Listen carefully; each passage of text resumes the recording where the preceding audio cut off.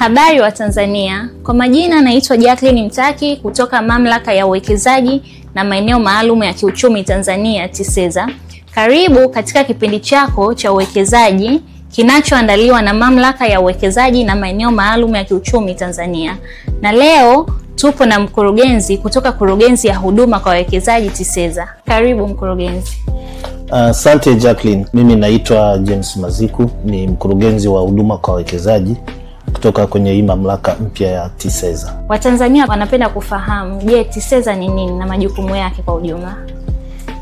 TISEZA ni mamlaka mpya ambayo inasimamia masuala ya uwekezaji kwa ujumla wake na maeneo maalum ya kiuchumi. Neno TISEZA linamaanisha Tanzania Investment and Special Economic Zones Authority. Na hii mamlaka imeanzishwa kwa mujibu wa sheria mpya ya uwekezaji ya mwaka 2025, na mamlaka hii imeanza kufanya kazi rasmi mwezi wa 7 tarehe 1. Mamlaka hii ni matokeo ya maboresho ya kisera, yani policy reform, ambayo yamejikita katika kurahisisha huduma kwa wawekezaji na kuboresha mazingira ya uwekezaji Tanzania, ambapo ilionekana ni vyema kuziua kwa mujibu wa sheria taasisi mbili zilizokuwepo awali, ambayo ilikuwa ni Kituo cha Uwekezaji Tanzania TIC pamoja na Mamlaka ya Uzalishaji kwa Mauzo ya Nje EPZA. Na hizi taasisi mbili ndio zimezaa hii mamlaka mpya inayoitwa TISEZA, na ambayo ina majukumu sasa ya kusimamia masuala yote ya uwekezaji katika maeneo maalum na katika general investment, yani uwekezaji kwa ujumla. Kwa hiyo mamlaka hii imekasimiwa kwa mujibu wa sheria kuratibu, kuhamasisha, kuhudumia na kutoa miongozo na kuishauri serikali katika masuala yote yanayohusiana na uwekezaji Tanzania. Asante mkurugenzi. Tunavyoongelea huduma kwa wawekezaji, je, tunamaanisha nini? Kwa faida ya wasikilizaji, ni vyema wakatambua tunapozungumzia kwanza uwekezaji, tunazungumzia kwa ujumla ni watu ambao they are money making, watu ambao wanatafuta hela kwa njia za halali. Na katika utafutaji wa hela, msingi mkubwa kabisa ni huduma. Na tunasema huduma ni muhimu kwa wawekezaji kwa sababu uwekezaji wenyewe unajikita katika masuala mtambuka. Kuna vitu vikubwa vitatu ambavyo wawekezaji wanavitarajia kama sehemu ya huduma. Cha kwanza kabisa ni ardhi. Bila ardhi hakuna uwekezaji. Na ardhi ambayo wawekezaji kwa sasa hivi wa Tanzania wanatakiwa kuelewa sio ukubwa wa ardhi tulionao kijiografia kama nchi. Ni ardhi ambayo ina miundombinu tayari kwa ajili ya kuweka miradi ya uwekezaji. Tunaita serviced land. Na kingine ni kubakiza akiba ya ardhi, land bank, kwa maana ya kuhakikisha kasi ya maendeleo haiwezi ikafika mahala ikatuacha bila kuwa na maeneo ambayo wawekezaji wakihitaji, let's say for the next 10 years, miaka 10-15, bado tutakuwa na ardhi ya kutosha. Kwa katika masuala ya ardhi tunajiangalia katika serviced land na land bank. Lakini kingine wanaangalia miundombinu. Ni jinsi gani tunaweza kuwa na miundombinu ambayo inaifikia hizo ardhi. Miundombinu ambayo tunaizungumzia ni miundombinu kama vile maji, huduma za maji safi, huduma za maji taka, huduma za umeme kwa ujumla wake, huduma za takwimu, yani tunaita data transmission system, uwezekano wa kupitisha mkonga wa taifa wa internet kwa ajili ya matumizi mbalimbali. Kwa hiyo hivi ni vitu muhimu ambavyo wawekezaji wanaviangalia. Na cha tatu ni sera kwa ujumla na vivutio gani vinatolewa. Sasa kwa maana ya TISEZA ina majukumu katika maeneo hayo yote matatu kwa huduma. Inaangalia kutoa huduma kwa masuala ya ardhi, inaangalia kutoa huduma kwa kuratibu masuala mbalimbali ya miundombinu kufikia hayo maeneo, na pia inasimamia kwa mujibu wa sheria ya uwekezaji kutoa vivutio mbalimbali kwa wawekezaji. Asante mkurugenzi. Tukiongelea hiyo huduma ya wawekezaji, je, huduma hii inawafikiaje wawekezaji ambao wako mikoa mingine nje ya Dar es Salaam? Ni swali zuri Jacqueline, na narudi tena katika swala la huduma kama nilivyolizungumza katika misingi ya maeneo matatu.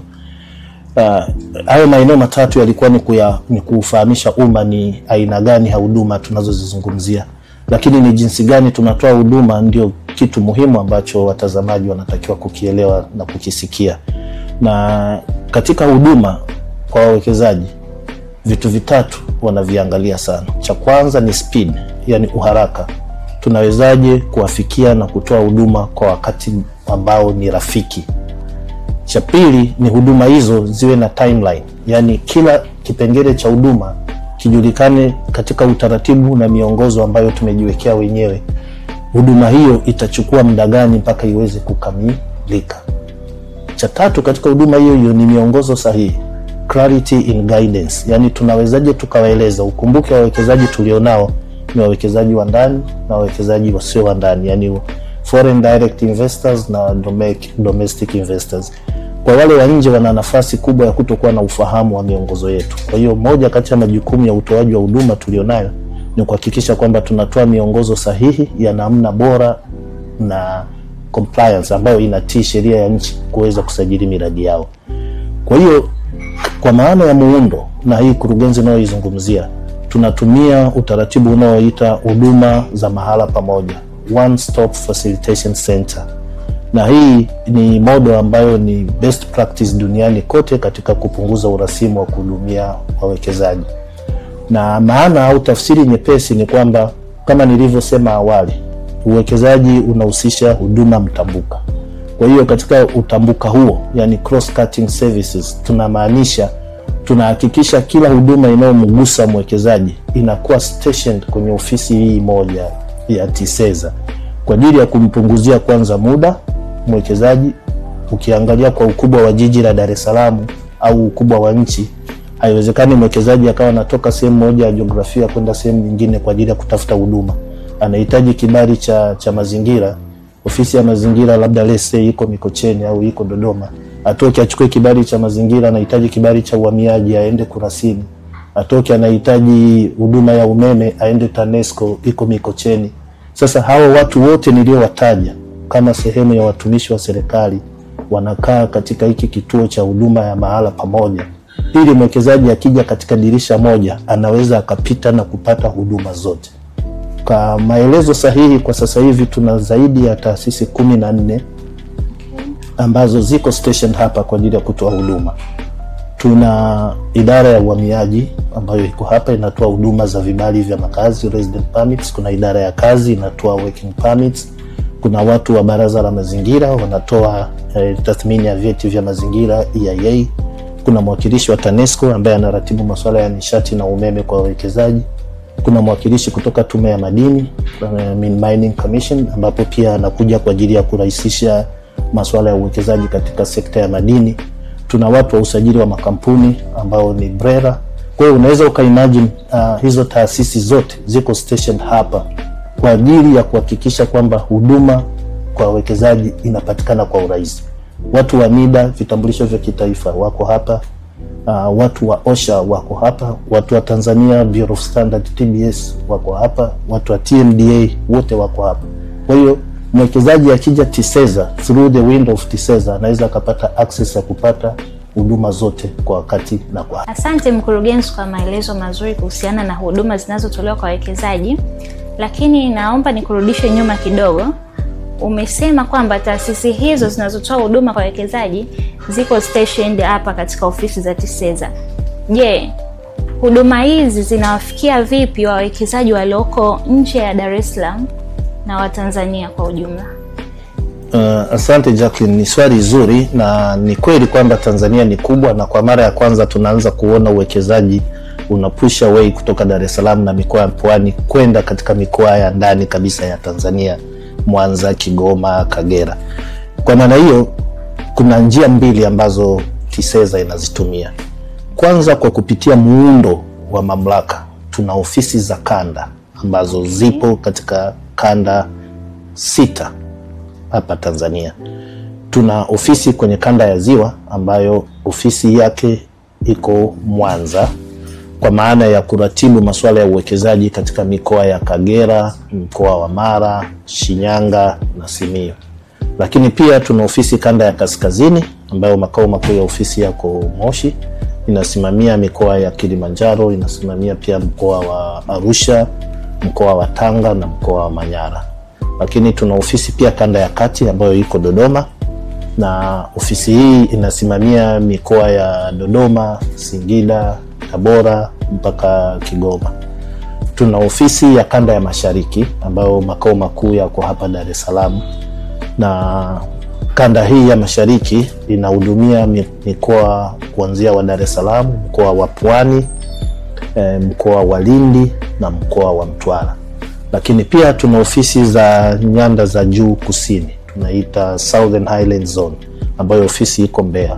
Yenyewe inaangalia mikoa ya Mbeya, inajikita mpaka Katavi na inakuja mpaka maeneo ya Iringa. Lakini pia tuna ofisi Njombe ya kanda na tuna ofisi ya kanda Nyasa.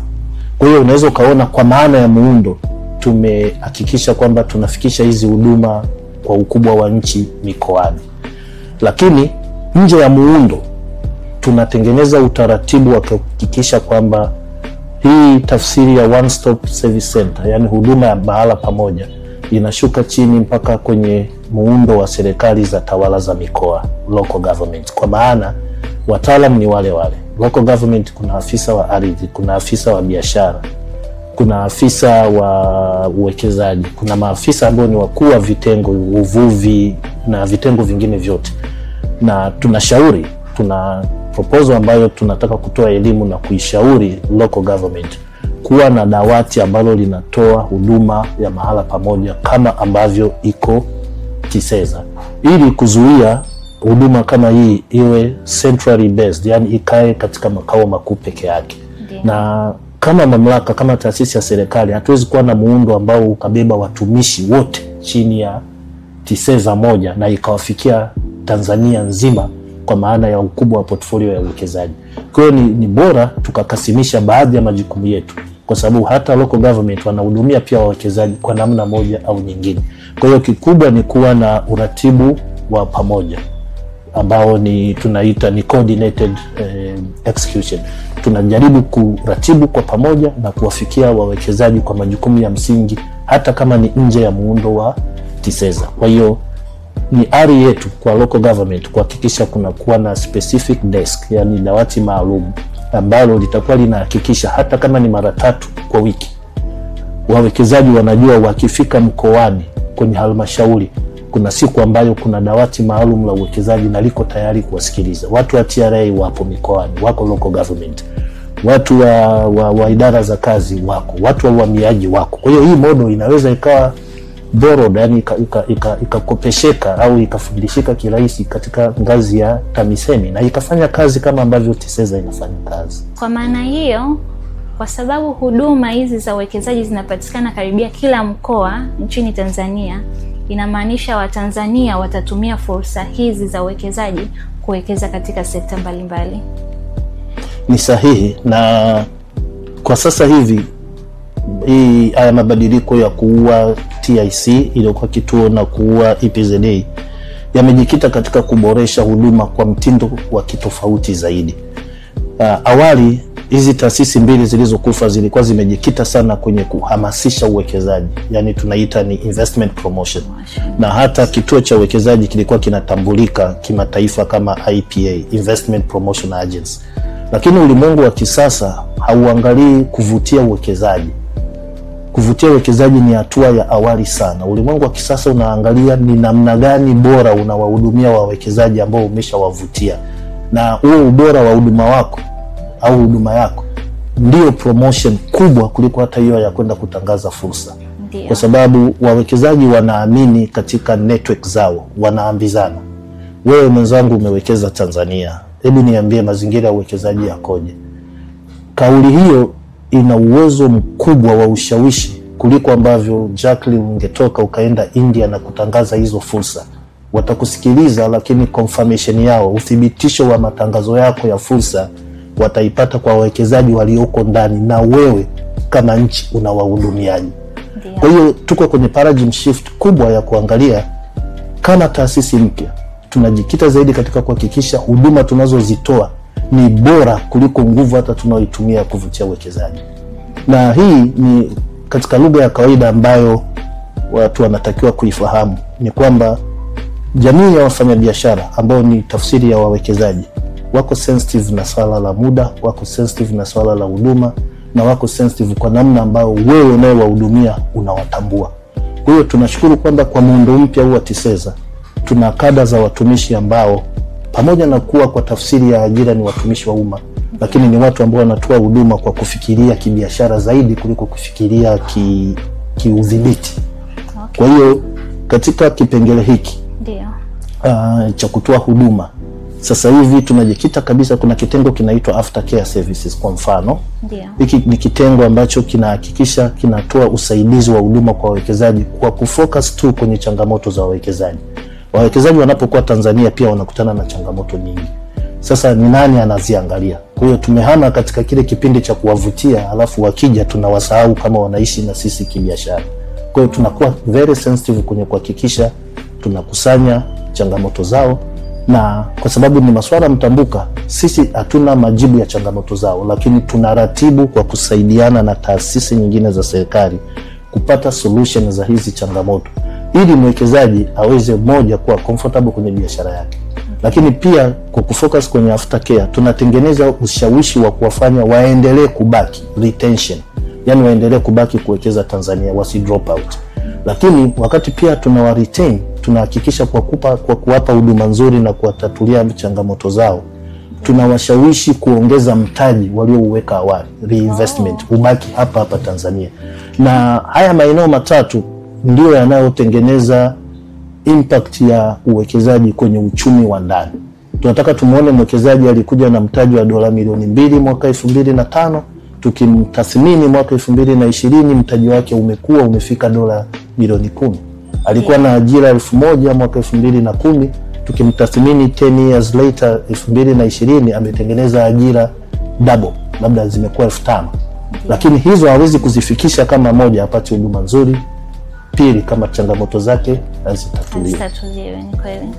Kutokana na maelezo yako mkurugenzi, umeonyesha ni kwa namna gani huduma kwa wawekezaji zimekuwa zikirahisishwa kipindi hiki. Je, inachukua muda gani kwa mwekezaji kusajili miradi yake na kupata cheti cha vivutio au leseni ya EPZ? Asante Jacqueline. Mimi niseme wazi kwamba TISEZA kama mamlaka, lakini Tanzania kama nchi kwa mfumo wa serikali tumejitahidi sana. Nafikiri ni moja kati ya nchi kwa Afrika zinazoongoza katika kufanya mambo yake kidijitali, yani online platforms. Kwa kuzingatia hilo, mamlaka ya TISEZA ina mifumo miwili, na maombi yote ya kupata cheti cha kivutio na kupata leseni ya EPZ yako online, yako kidijitali zaidi. Kwa upande wa cheti cha kivutio, kuna mfumo ambao mwekezaji anaweza akaingia aka-upload documents zake zote, na kama ziko sahihi anaweza akapata cheti cha kivutio ndani ya masaa 24. Wow. Yani ndani ya siku moja. Lakini kama kutakuwa na changamoto katika nyaraka muhimu ambazo alitakiwa azi-upload kama sehemu ya vigezo vya sifa zake binafsi au za kampuni kupata cheti, then atakuwa deferred na ataelezwa na atarekebisha, na akirekebisha atapewa cheti chake cha kivutio on time. Okay. Upande wa leseni za EPZ pia kuna application zote ziko online na wana apply kupitia portal inaitwa Business Facilitation Portal, BFP, na wenyewe wana apply online, wana upload documents zote, na huu mfumo umeboreshwa kiasi kwamba hata malipo tumeunganisha pia na malipo ya serikali kupitia mfumo unatoa control number. Ndiyo. Na pia akifanya malipo mfumo unasoma, una capture hayo malipo, na mpaka mwisho mfumo una generate leseni. Kwa hiyo leseni anaipata in a soft copy na ikiwa na QR code, kwa maana ya kuangalia authentication kwamba leseni hii ni halali. Kwa hiyo hata upande wa leseni ya EPZ ndani ya 4 to 5 working days, na hiyo ni kwa sababu leseni ya EPZ pia inahitaji ukaguzi wa maeneo ya miradi.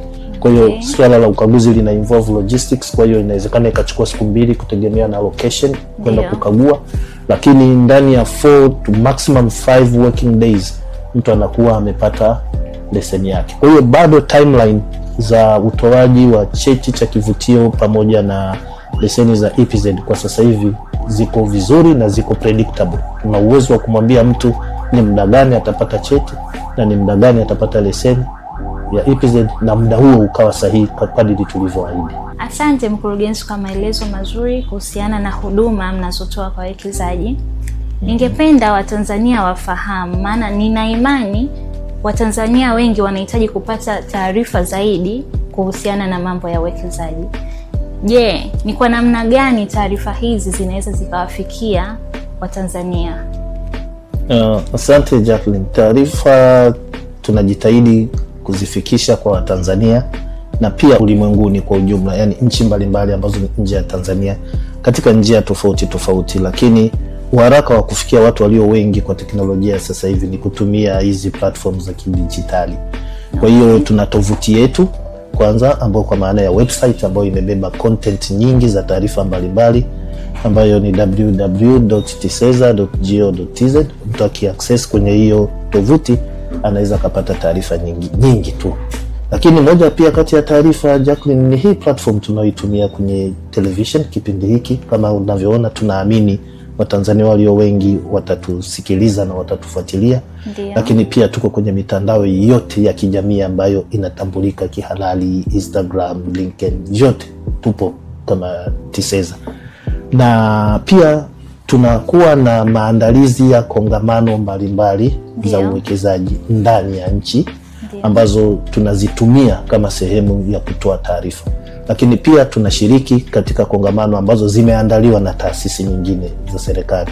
Kwa mfano tunashiriki maonyesho ya Sabasaba, tunashiriki maonyesho ya 88, lakini pia tunashiriki kwenye mikutano mikubwa ya wadau, annual general meeting, AGMs za TAMISEMI, za NIC, tunashiriki pia mikutano ya RCC mikoani kwa ajili ya kutoa taarifa. Lakini nje ya nchi kwa kutumia diplomasia ya uchumi, economic diplomacy, tuna mawasiliano mazuri sana na ofisi za Tanzania, ofisi za balozi za Tanzania zilizoko nchi za nje, kwa kuwapelekea aidha vipeperushi mbalimbali kwa njia ya kutoa taarifa, na pia kuwa na mawasiliano ya kuratibu ushiriki katika kongamano za kimataifa ambazo zinafanyika katika nchi husika. Kwa hiyo zote hizi ni mbinu tofauti ambazo tunazitumia katika kutoa taarifa. Lakini pia ofisi zetu za kanda, watu walioko karibu wanaweza wakafika kwenye ofisi za kanda. Kama ambavyo awali nimesema, kuna maafisa wako wenye weledi na ufahamu wa mambo mbalimbali ya uwekezaji, wanaweza wakauliza na kupata taarifa kwa ujumla. Tunapoelekea kuhitimisha kipindi chetu kuhusiana na huduma za wawekezaji, mkurugenzi, tunapenda kukusikia wito wako ni nini kwa Watanzania kuhusu swala zima la sekta ya uwekezaji? Asante Jacqueline. Wakati nahitimisha, nafikiri ni vyema kwanza nikashukuru kwa binafsi Jacqueline na timu yako nzima ya kitengo cha PR Tiseza kuweza kutoa nafasi ya kuwa na platform kama hii ya television kwenye YouTube kuweza kuwafikia Watanzania walio wengi. Niseme asante kwa hilo. Asante. Lakini pia nishukuru serikali ya awamu ya 6 kwa kuboresha mazingira ya uwekezaji na biashara kwa ujumla wake, ambayo yameisaidia sana sasa hii mamlaka ya Tiseza kuwa na wepesi katika kutimiza majukumu yake. Na Watanzania wanapaswa kuelewa kwamba huu ni wakati muhimu na wakati sahihi wa kuwekeza, kwa sababu serikali ya Tanzania ya awamu ya 6 imekuwa na utayari wa kufungua biashara. Yani the government is open for business. Serikali iko wazi. Serikali imetoa economic space, imetoa nafasi ya uchumi, na ni hatua basi iliyobaki ya Mtanzania mmoja mmoja kuweza kuchukua uamuzi wa kuwekeza akiwa na confidence kwamba atapata miongozo yote sahihi kutoka Tiseza. Lakini pia katika ngazi ya serikali kuna vitu vikubwa viwili ambavyo ningependa kutoa ari kama sehemu ya shukrani. Wamejitahidi sana serikali ya awamu ya 6 kupunguza gharama za kufanya biashara, tunaita cost of doing business, kwa kuangalia miradi mbalimbali ya miundombinu ambayo inafanyika kwa sasa hivi. Ukiangalia connectivity ya infrastructure ya transport, mambo ya SGR, mambo ya barabara na lami, zote hizi zina maana kubwa sana katika uwekezaji in terms of logistics. Lakini pia wamejaribu kurahisisha mazingira ya kufanya biashara, the ease of doing business, kwa kufanya reforms nyingi. Serikali imefanya kupitia kitengo cha blueprint kubadilisha au kupunguza vikwazo, non tariff barriers, NTBs, zilikuwa nyingi sana na takwimu zinakwenda kushuka kila kukicha. Serikali inajaribu kutoa nafasi ya Tanzania mmoja au mtu yoyote wa nje kuingia na kuwa na urahisi wa kuweza kuwekeza na kufanya biashara. Kwa hiyo it's the right time kwa Tanzania, na niwape ari na kuatia moyo. TISEZA tupo kwa ajili ya kuwapa miongozo. Na kingine ni kwamba TISEZA iko kivingine. Watumishi wa TISEZA ni wataalamu kabisa waliobobea na wanajitambua na wako tayari kuwapa miongozo mizuri kabisa ya uwekezaji hapa Tanzania kwa kadiri ya mujibu wa taratibu na sheria za nchi. Kwa hiyo Watanzania karibuni sana, tuko tayari kuwapa huduma ambazo ni bora na za wakati kwa sasa hivi. Karibuni. Asante sana mkurugenzi kwa maelezo yako uliotupatia leo juu ya huduma kwa wawekezaji. Natumaini tutakukaribisha kwa wakati mwingine ili uweze kutupatia maelezo zaidi na zaidi kuhusu mambo ya uwekezaji. Asante sana Jacqueline, nashukuru kwa kipindi chako. Niko tayari kuhudhuria kipindi kingine kwa maelezo zaidi. Asante sana. Asante sana wapenzi watazamaji wa kipindi chetu cha uwekezaji. Natumaini mmepata taarifa mbalimbali hususan masuala ya uwekezaji pamoja na huduma zinazotolewa kwa wawekezaji. Na wakaribisha tena katika kipindi chetu kijacho kitakachokupa taarifa mbalimbali zaidi kuhusiana na mambo ya uwekezaji.